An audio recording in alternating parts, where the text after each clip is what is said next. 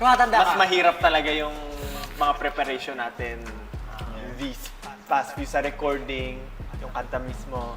Even training. The dance, the training. Di ko alam kung we're getting old or it's getting harder. It is getting It is harder. It's getting harder. Kasi parang before naman we're not doing those kinds of Siguro things. kasi yung nandun sa atin yung pressure na nasa atin yung creative decisions, business decisions, then nagka-training ng mentally. So physically and mentally, na-challenge talaga kami nitong EP na to. Pero yun nga yun eh. Yun nga yung hardships na kailangang pagdaanan para... Kasalanan naman natin to eh. Oh my God, exactly. Kasalanan din naman natin to. Then again.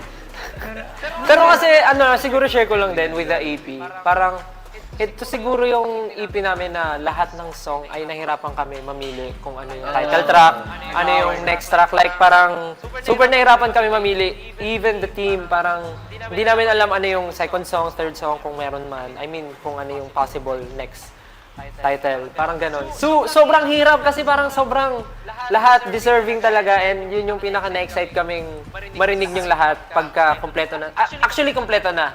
Kompleto na lahat. So, yun.